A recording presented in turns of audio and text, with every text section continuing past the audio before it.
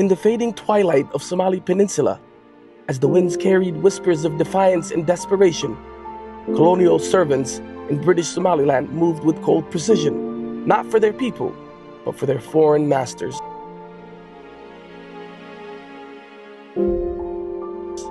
Somali men, conscripted as guards, stood at blockades etched across the land like scars. These lines were not mere boundaries, they were wounds carved deep into the heart of a nation. They became pawns in an empire's game, enforcing a system that uprooted their own kin, dividing families and tearing apart communities with the stroke of a pen and the barrel of a gun. Men who are responsible for the observance of the blockade, and right smartly do they carry out their duties. Like all company sergeant majors, the NCO has a magnificent vocal capacity and knows how to use it. He's detailing his men to take over from other frontier guards who have been on duty overnight. Conditions in French Somaliland are reported to be very bad. Vichy French deserters are continually arriving to join the Free French troops. In fact, the authorities are forcing many Djibouti inhabitants to cross the border in order to relieve the scarcity of food.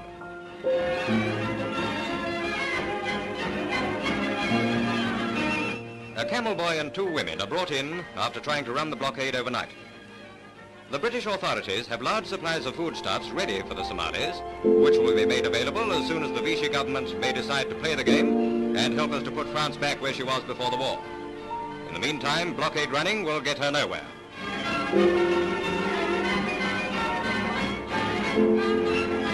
Although the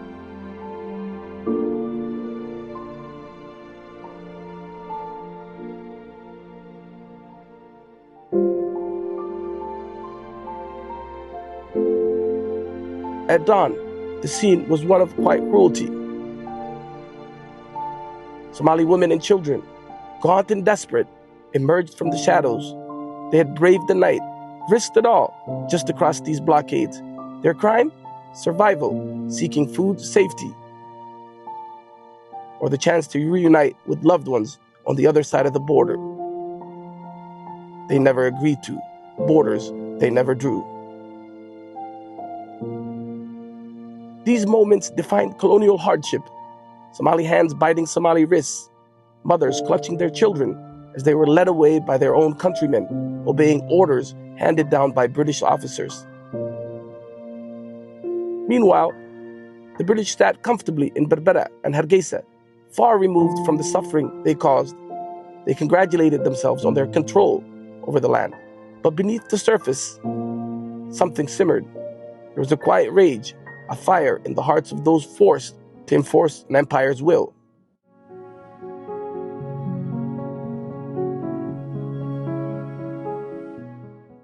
The servants, torn between loyalty to their people and the chains of colonial servitude, became both enforcers and witnesses to a system that drained their land dry.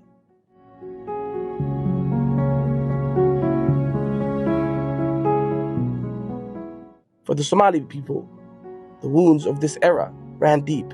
They were wounds of betrayal and resilience, wounds that still bleed into the present, shaping the narratives of identity, unity, and defiance. Somaliland's story begins with its colonial past, a past shaped by alliances, resistance, and profound contradictions. In its northwest, the clans of Hargeisa, Berbera, and Bur'o, the Isaq, developed a transactional relationship with their British rulers.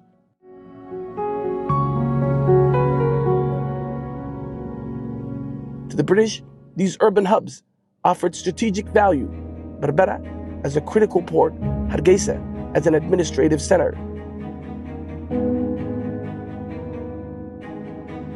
This relationship was pragmatic, built on trade routes, economic resources, and a steady supply of local recruits for the empire.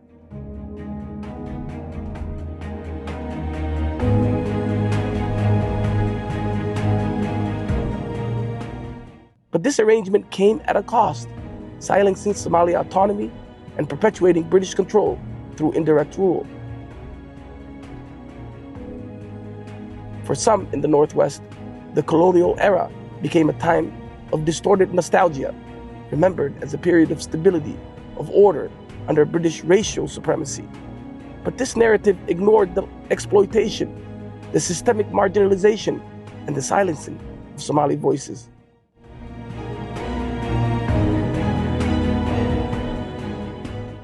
To the east, the story was very different.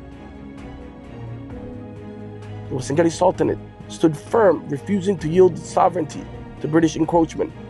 Sultan Mahmud Ali Shire embodied the spirit of defiance. His arrest and a decade-long exile were deliberate acts by the British to dismantle one of the last bastions of Somali autonomy. The Dhulbahante, too, carried the banner of resistance. Under the leadership of Sayyid Muhammad Abdullah Hassan, the Darwish movement launched campaigns that reverberated across the Horn of Africa.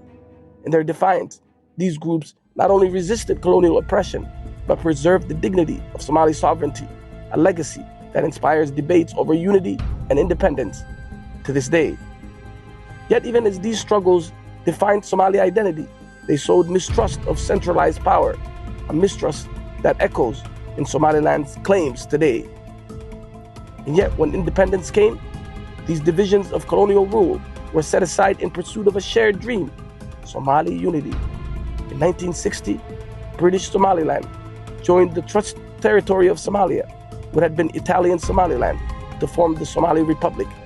This union was not forced, nor was it an act of subjugation. It was a culmination of decades of Somali aspirations to reunite a people divided by colonial borders. The narrative that Somaliland existed as an independent state before this union is a distortion of history. For 5 days in 1960, the Northwest declared independence, only to merge with the South almost immediately through a designed process. It was not the creation of a sovereign state, but a step toward a united Somali nation. But even as leaders sought unity, the scars of colonial rule remained, festering in disparities and mistrust. In the early 2023, tensions in Las Anod reached a breaking point. The assassination of a prominent local leader became the spark of a wider revolt. Protests erupted across the town, fueled by decades of frustration with Somaliland's rule.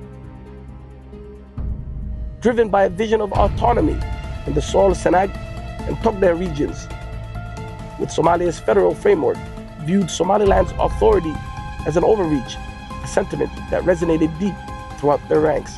Somaliland's response was swift and devastating. Heavy artillery rained on civilian neighborhoods. Schools, hospitals, markets, all reduced to rubble. Hundreds were killed, and over 200,000 people, many of them women and children, were forced to flee. Somaliland's military, once a symbol of order, now stands fractured. Internal divisions driven by clan loyalties have led to widespread defections and the rise of rogue militias, SSB, G36, to name a few. These militias have turned their weapons inward, targeting communities that reject secession, targeting their neighbors, targeting their fellow Somalis.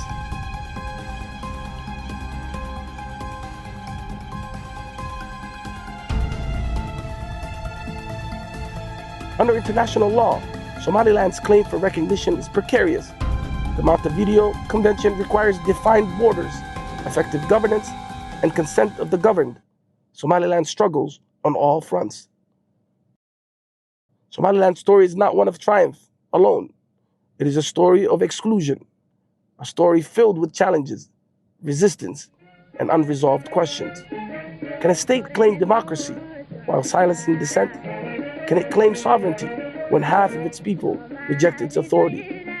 The way forward lies not in division, but in unity, through dialogue, justice, and inclusion.